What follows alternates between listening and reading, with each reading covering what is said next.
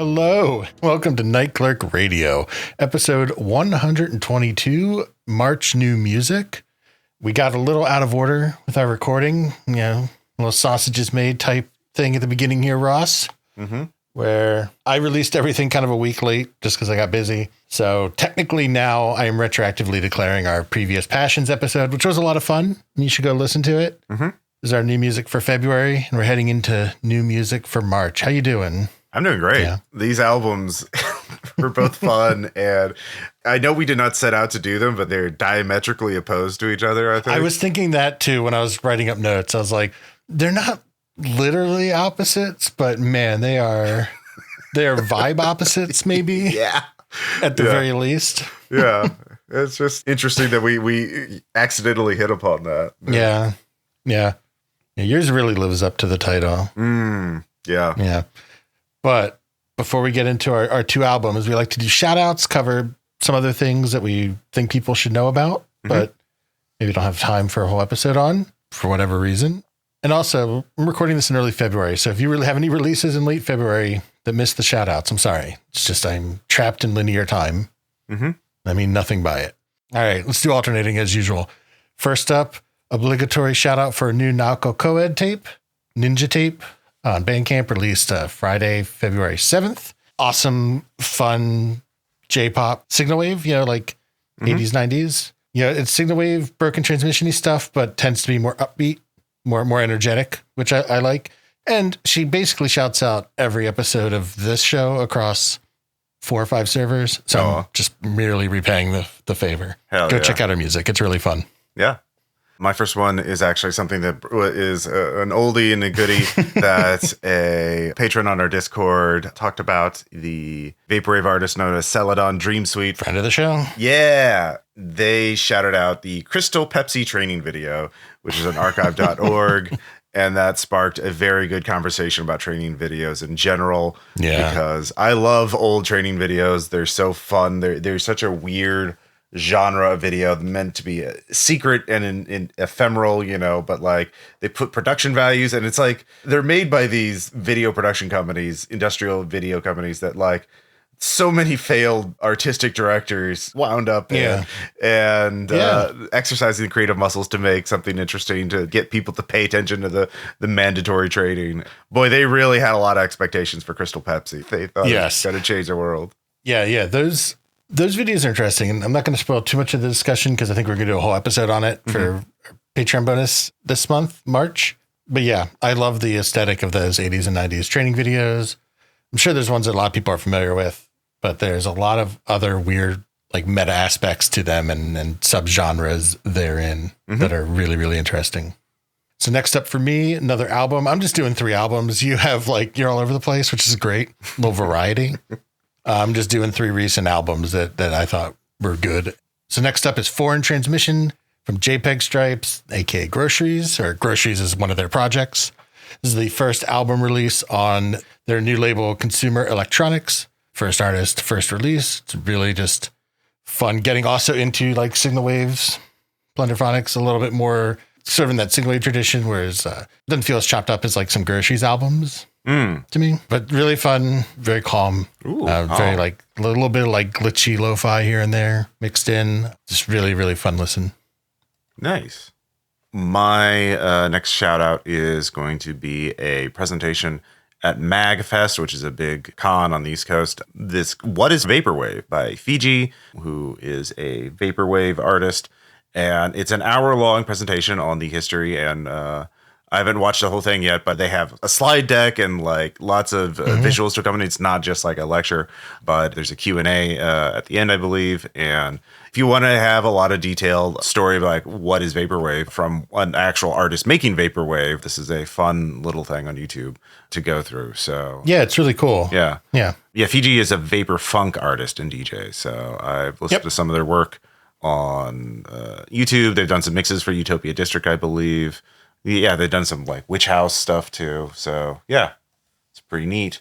Yeah, and the panel is cool because they were researching it, I guess, sourcing research materials on the Hot Takes Discord, which is just full of people who have been doing this since like 2010. So, a lot of access to history. Oh yeah, it's really cool. So definitely worth checking out. That brings on my end to last, nowhere near least, not even close, Hands United, Echoes of Equality, the vapor punk anti-fascist compilation put together by Utopia District and released on January 20th.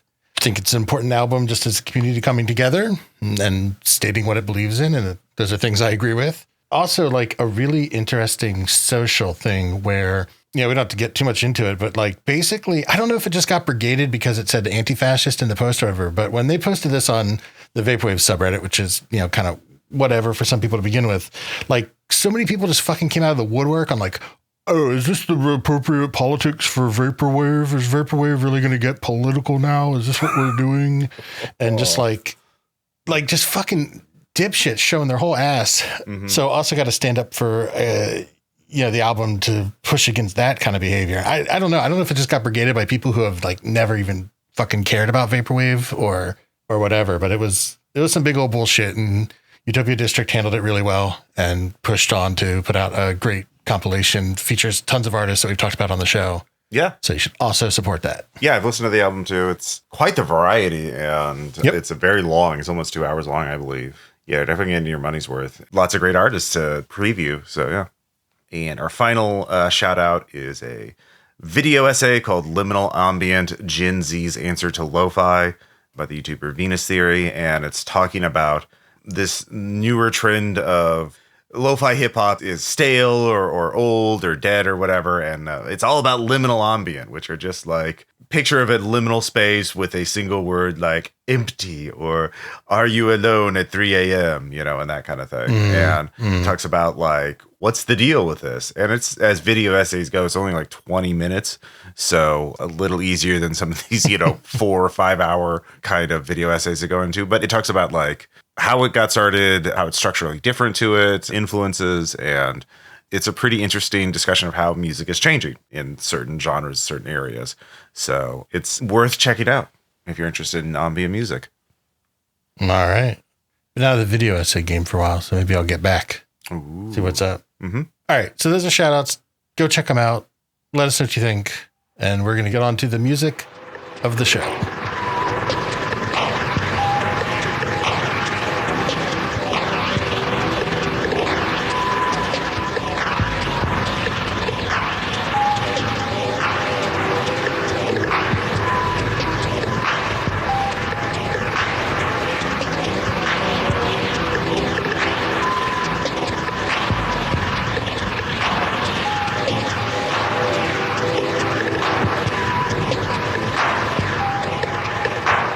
And that is a sample from track 7, which is titled Jelly Tea, from the album Cursed Mall, parenthesis, the soundtrack, in parenthesis, by AWITW, who is a French artist who has made quite a bit of music over the years. And Cursed Mall, the soundtrack, which the album cover has a Wii branding on it, like it's a Wii game.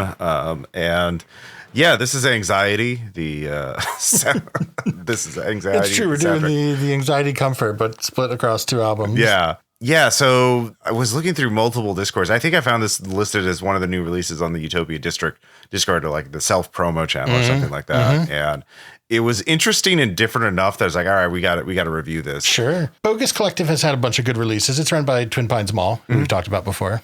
But yeah, AWITW, I don't know how to pronounce that. It's a French artist. Me neither. I looked in to see. I think it stands for something because in some representations it has periods, like it's an acronym. Okay. I don't know. I'm really sorry to the artist. This is one of those things where it's like I've only ever read it and now I have to say it. Yeah. And I don't know what to do. Yeah. So if you get this, correct us, please. We want to be corrected. We want to get it right.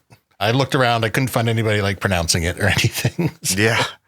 This is actually an artist who's been around for like 10 years. They've been doing stuff since 2014. A lot of different styles of electronic music. The only sort of commonality is sort of a dreaminess or kind of like closer to ambient than like EDM. But I mean, there's some like danceable music in their discography for sure. Sure, yeah. But this is a really interesting album because it's the exact opposite. I mean, it's the exact opposite of what the Nintendo Wii is an iconic game console for many reasons, and the least of which is the music, which is still recognizable to us, 20 years later, as meant to be chill and calm and upbeat. And this is very slushy and weird and stuttering and off kilter.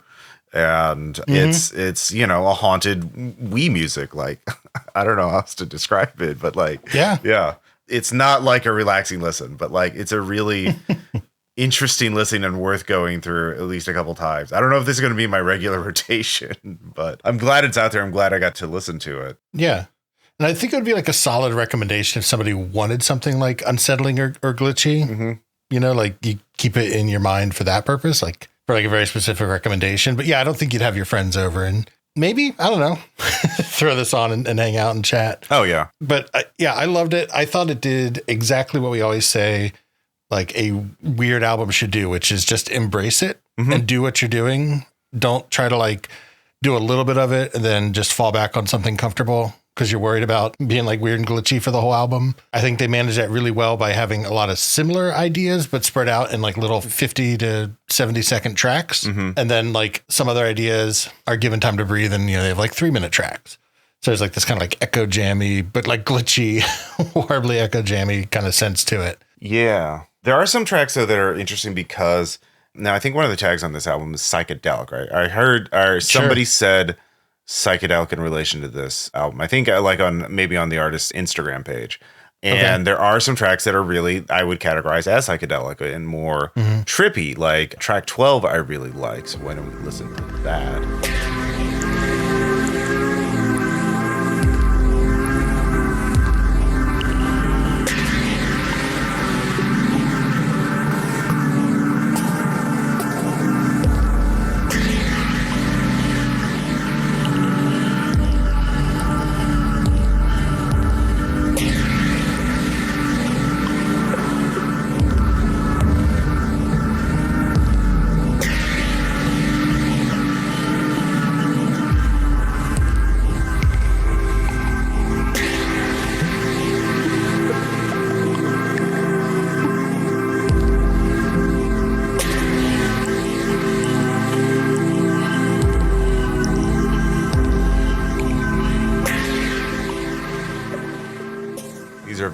Mysterious kind of track titles.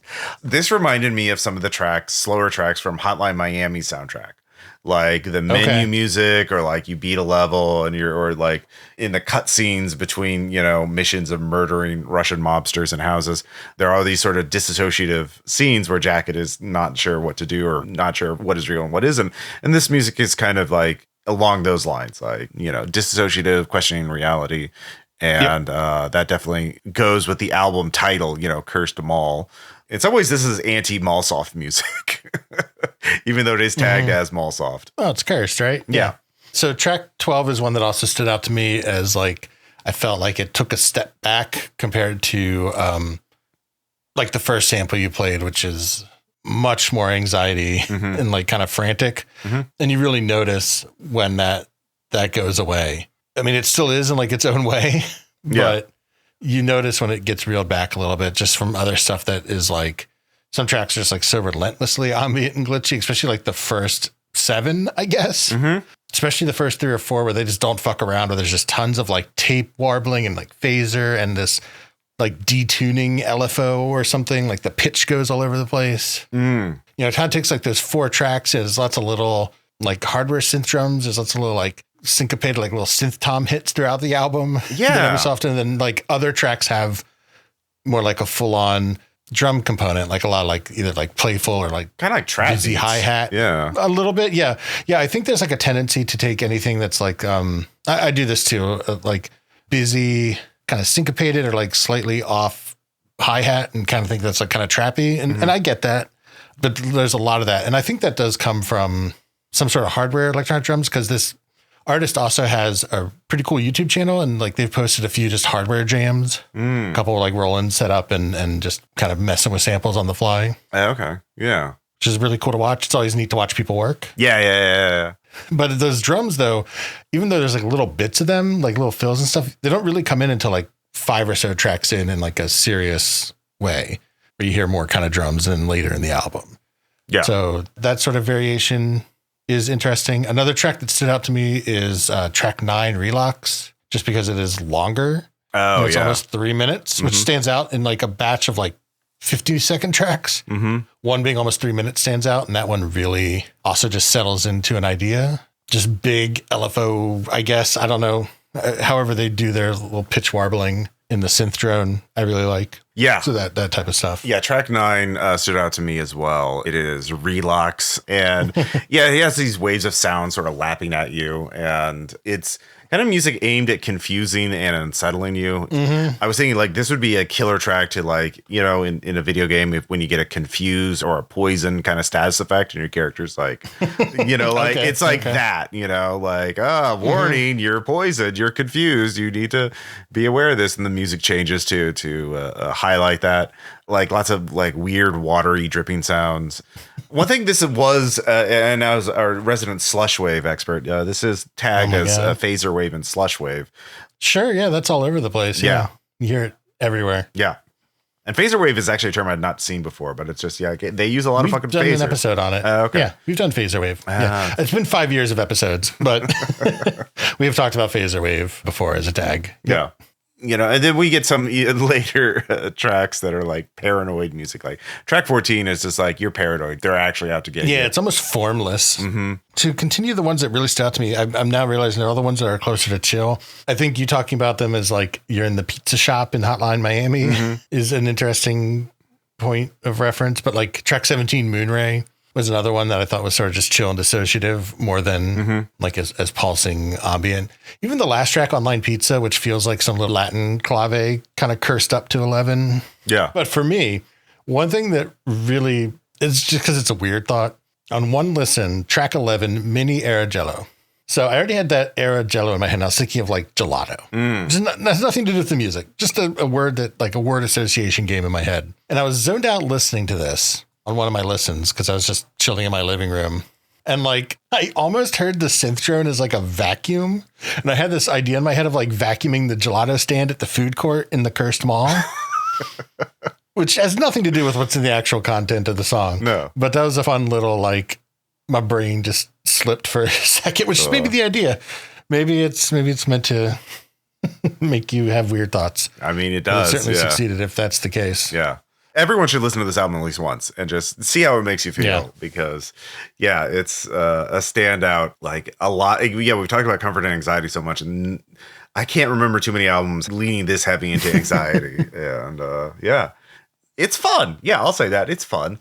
It's an interesting album for me to say, like, I think it's got a little something for everyone, which is not really true, but in the sense of like different ways to approach this sort of unsettling cursed music, it actually does from little loopy 50-second things to like long 3-minute dissociative tracks. For sure. It actually covers a surprising amount of ground for just being a cursed mall. And I love it. Yeah.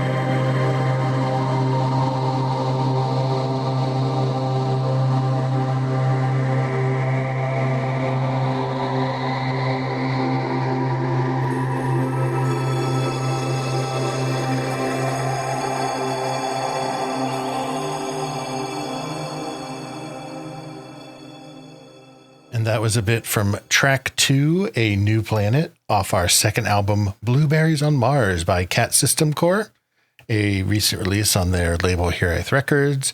So, I mean, what do you really say about Cat System Corps? They've come up a lot on the show because they're one of the big artists in the field. Between Corporate Wave, we did Corporate Mixtape, to just seminal Mallsoft albums, Palm Mall, News at 11. We recently had a tape release of the Cryptocurrency Course, which is a fun little track. Of course, like Building a Better World, right? Like that ambient collaboration with Telepath is also like a very popular, very important album. So I largely picked it because I didn't know anytime a new release from them would line up with like a truly new release would line up with doing the show. Also that this album was just so different to me. It's still very ambient, but it's not like melancholy or like wistful ambient of like building a better world, which is still a fairly optimistic ambient album. Yeah. But this one is like straight on like wondrous, explorative, cosmic synth. Yeah. And that felt really different to me. Just love listening to it. So yeah, I've been kind of settling into a new place. Finally have a living room with like furniture and a Bluetooth speaker. Ooh. And I put this on and just kind of laid on my couch and with my dog and listen to this. And like one of the better experiences I've had in the new place. Aw. So I can believe it. This is the most comforting. This is the most like really well composed ambient album I've listened to. Like, ambient it's so easy to just like lay on the pads and just have like very slow ascending, descending synth music play. But like this is really interestingly layered and orchestrated, I would say even. Yeah. And as soon as it hits, so like track 1, Stargazing, as soon as this like big envelope opens up and you open up into these huge like airy synth drones, the structure of the tracks feel to me, a lot of them have, like some sort of drone synth going on. Not like formless drone, but like big drawn out synths. And then they usually have like some little percussive element over them or like some little texture to break that up. So you're not like in pure drone, which is really helpful. So, in track 1, there's all kinds of little like percussive beeps. In other tracks, there's piano and acoustic guitar. Other times they're like electronic beeps, but they almost feel like bubbling, which I'll talk about in a second. There's sort of that connective glue across the whole track of those synths, even if they sound different, which kind of reminded me of like Building a Better World, which has rain field recordings like is it every track or almost every track? I haven't listened to it in like a couple of years, but there's like that pervasive rain sample under that whole album. And I kind of felt like this also had like a lot of binding elements kind of in the synth drone from track to track, which also makes it easy to traverse through the album. Well, traversing is a good word for it because I think this is another album that focuses on a journey because I think there are sort of sounds associated. It starts planet side, right? Yep. And then, especially like track 2, we get bird calls and there's like hisses of industrial equipment. Later on, we have rain and birds. And then we get a rumbling engine roar. And then we get into space and there's no more nature sounds. But like there is a progression. There is a journey. Like the theming of this album is science fiction. And so this is a very sci-fi ambient album. And it's very calming and peaceful. And it's more than just like spa music. It's more than just that. Sure. So I think there are sort of like different sections. And there is like change over time throughout the album. Every single track has this sort of interesting structure to it that is not repeated throughout the album. Every track is unique too. I sort of likened groupings of similar tracks to movements of like a larger piece. Oh yeah. To go back to your point, like I took track 1 through 3 as like 3 different movements of the beginning of your exploration. You're stargazing, maybe you're out in space or you're on your home planet wondering what's out there. And then, there's more electronic elements in New Planet, which was the sample we played, sort of new textures. And that's maybe you're traveling. Blueberries on Mars. There's rain does show up. Your titular track, you got rain, but that feel of track 2 carries through, that sort of similar drone of exploring. There's swelling up in intensity. And then there's like a kind of a drastic shift where you get to track 4, the Conwald Gate, which maybe already points to some inspiration. I don't know, but I think Conwald was one of the characters in the German show Dark, which was on Netflix for a couple seasons. Oh, yeah. Was it like 10 years ago at this point? Maybe more recent than that. I think it's, 2018, something like that. Yeah. Okay. That sounds right. I think that's the name of a character from there. If I remember. Yeah. Jonas Conwald. Yeah. He's actually the main dude. Okay. Yeah. I only watched like part of the first season. I watched the first season too, but I just searched and I was like, oh yeah. The Dark Wiki. Yeah. Okay. Yeah. The Dark Fandom Wiki. Yeah. Thank you, Internet. But yeah, then you kind of go into these middle movements, kind of 5, 6, and 7, which is Comet Hurting, Weightless, and Stars Blinking. And to me, at first it starts a little bit darker. Like even Conwell Gate has like a kind of a different, maybe a little bit darker drone synth and stings to me. Like it's kind of like resetting your mood from the first 3 tracks. And then like it comes out of Comet Hurting, which is like a little darker and especially towards the end where it gets a little more swelling. Yeah. Weightless introduces the piano and acoustic guitar I talked about. And then into Stars Blinking, which is just like really the whole theme of the album, which is just like this gorgeous, immersive, explorative synth. So the term I used for a lot of this, especially the first few tracks, and I've said this before on the show, and it's a term of high praise, which is aquarium music or maybe like museum music. Because I grew up near Baltimore. Baltimore Aquarium is a big aquarium, especially like in the 80s. Go there all the time as a kid. And they would play this kind of like new agey synth, especially in the waiting room where they had like tubes with like bubbles traveling up through them while you kind of wait to start walking up. The way it worked is like you kind of walked up like a ramp, and it went around the outside of the building. And there are tanks around the outside of various biomes. And then the middle was like a big deep tank with lots of other things in them, you know, sea life and whatnot. There's parts that like went down deeper and deeper to like, you know, deeper depths. And I just really associate this type of new age music with that. Or like I also said museum because some of the space synth stuff also comes from, this could be a fabricated memory, but like also could go to the Smithsonian a lot in the DC, you know, the Smithsonian Network museums. They have the Air and Space Museum. They have a whole big thing on like space exploration, Apollo. I feel like they have like a little moonish kind of like diorama room you can walk through, like the Apollo lander and stuff, if I remember correctly. And they also have that type of like cosmic synth playing at that time. So I associate this type of music heavily with like those sort of childhood memories, like going to museums, going to aquariums. Yeah. You know, it's interesting because I sort of thought of a similar, not quite the same thing, but in science fiction, there's the term sense of wonder. I thought you were going to say the Bass Pro Shop. Yeah, no, I did not have a sense of religious awe at the Bass Pro Shop, despite it having, there are aquariums in it. So, that's what I was thinking. Yeah. Okay, sorry. Yeah, they weren't quite as awe-inspiring to me for some weird reason. But no, in science fiction, there's the term sense of wonder. You know, sense of wonder, and that's sort of like a key term. If you're trying to write science fiction, you want to evoke this feeling of a sense of wonder, you know, like I found the monolith in deep space. Oh my goodness, what does this mean? And I think like some of these tracks, especially in the middle section you're talking about, like track 6, really evoke that feeling for me of this sort of like, you know, it's very light but also majestic, trying to create a feeling of awe, you know, like you're in touch with something greater than yourself. And I think this album's all about that. But like it really does get a little more subdued after track 7 as we're going back down into the atmosphere or into further space, you know, where it's colder and more distant from everything else. So we're getting similar feelings, even though we have different connotations to them. Sure. So I think that's an achievement of the album of like, yeah, this is what I was trying to go for. So yeah, because as we kind of head into the back third, I'll play a bit from track 8. This will be our second sample, Armagast Dooms.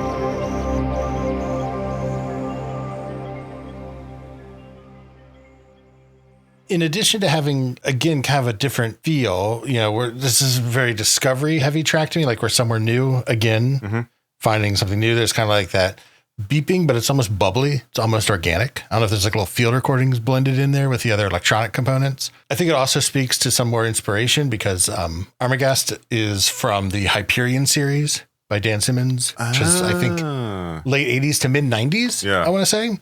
And I only know because I had a friend who was like obsessed with him in high school. Every fucking one of his wizards in D&D was always named after a planet from the Hyperion series, including Armagast. So, but yeah, I think the sense of exploration kind of carries through like Star Garden Sea, which is the next track, and then Shores of Orion, which I don't know if that was like another reference to something because there's the Shoulders of Orion in Roy Batty's monologue at the end of Blade Runner. Yeah. But this is Shores. I don't know if it's like a side reference to that or if there's maybe it's another book series I'm not familiar with because I didn't really read a lot of like genre series sci-fi. I just knew it secondhand through friends. Yeah. Once you read a couple of them, you kind of get a feel like, all right. Yeah, I think some of them stick with you. Yeah. If you read them at the right age. Yeah. The best time to read science fiction, the best era of science fiction is when you're like a teenager. Yeah. Yeah. Yeah. First opening up to like other ways of thinking about the world, which is like kind of one of the primary points of the genre. It's just for me, it was like all cyberpunk. It was like Snow Crash and stuff. Oh yeah. But yeah, but Shores of Orion was like another track I really, really like, just big and peaceful and airy. There's like rain and storm, and it is interesting. I say peaceful, but it does turn into like this kind of like overwhelming wind and storm that kind of dominates the end. And I don't know if that's supposed to be like the end of the album because there is one more track but it's a long remix of track 3. It's a Blueberries on Mars Deep Space Colony remix. And I really, really like this. First of all, like, I think in this world of drone, I just want big, long tracks. Like a 10 to 20 minute track is totally fine to me. But I like that this was varied. And to me, it almost felt seasonal. Like we're done exploring and now we live here. This is our deep space, our colony. Implies some sense of like semi-permanency. Things like there's periods of quiet and synth, and there's periods of rain and storm. And you kind of go back and forth between them. So you're like staying somewhere long enough. The track is longer. You're staying there long enough that you're experiencing like everything this biome has to offer, but we're settled down. One interesting note is that this last track is only available through Bandcamp. So like Corp has released the album on YouTube and other platforms, but it's kind of like a reprisal of like almost like a condensed version of the rest of the album. I felt like. Okay, that's another good way to look at it. Is maybe that's also it. Is it's a summary. Yeah, which I'm not. Encore. Like this is a great album. I'm actually kind of surprised with the way this album is. That it's so short. Like even with the last track, it's only like 40-ish minutes, right? Like the main album is only like 30 minutes or so. Don't get me wrong. I love I'd rather have a good album that is short and wants me leaving more than an album that overstays its welcome, But like given ambient in general, it kind of is more stretched out and more I appreciate how dense of a album this is in a really nice way, like the complexity of each track, which again, it's so easy to find on me that is kind of, I don't know, not as many ideas in it. So yeah, these types of things, I think I'm on the opposite. I always want them to be longer. Yeah, I mean, I get it. Yeah, I get it. Yeah. I know it's hard to make more music, for a variety of reasons. Maybe you don't want to. But for me, I would take a 2-hour remix of this album. Well, you see, now Necrocore knows that we both like the album, so like obviously that's the next. Obviously, just guided solely by us. Yeah. We're the big influencers in this space. That's it. Yeah, everyone. Yeah. But yeah, it's a great album. If you get too freaked out from Cursed Mall, just listen to Blueberries on Mars, and you'll be back. Yeah. It's the yin and the yang of vaporwave and music at this time. Absolutely. Yeah.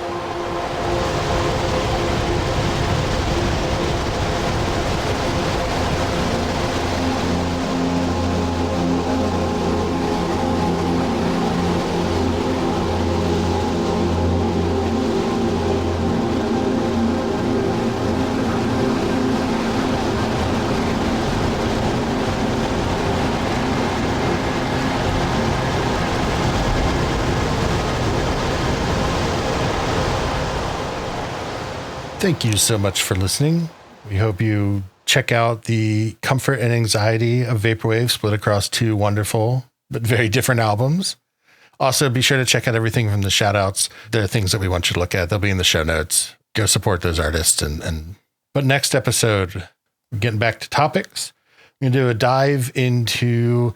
This is a divinely inspired episode, I've decided. We're doing Japanese ambient, probably a focus on like the 70s and 80s, but I'm not putting a strict rule on what we'll talk about. But it just so happened that I was listening to an album, and then somebody on our Discord posted a Discogs link to a essential albums list for Japanese ambient. And I was like, we have the term algo synced, which is when we all... despite being spread across the world and time zones and everything, every so often get the same things recommended to us. I decided it was beyond it because they linked it right as I was thinking about doing an episode on it. So I bumped it up. We're doing it. We're going to talk about it. We're going to get into some Japanese ambient. I think it'll be super fun. Hell yeah. If you like what we do and you want to hear more of it, we have almost 50-ish now bonus episodes on our Patreon. I'm probably going to do some bonus episodes. I think I want to continue my little Vaporwave and Mountaineering series. I have mostly sketched out what I want to talk about. So I'll probably do that in addition to our normal monthly episodes. Hopefully this year can finally cash in on some of these promises of doing some additional stuff, maybe some additional art, additional writing, whatever. It's a cool place. Discord, great community. So if that interests you, check it out. Otherwise, you can find us Night Clerk Radio. I would just do Gmail or Blue Sky at this point. Fuck all the other social media sites at the moment, I think. At least the ones we normally shout out. Ross is on Blue Sky. Night Clerk Radio is on Blue Sky. Night Clerk Radio, Gmail, nightclerkradio.com. Whatever works for you. You know where we are. Wherever you do check us out, take a moment to rate, review. Really helps out. Really matters. Spread the word. Build community. Now more than ever, you should be really thinking about the community and who you keep company with, and work to produce something that'll keep each other safe. And maybe in the meantime, you can listen to Cursed Mall and Blueberries on Mars and think about the range of human emotions with your friends. Yay. Or your frenemies. And turn those frenemies into friends. Hell yeah. All right. Thank you so much again for checking it out. And we'll talk to you next time. Bye. Bye.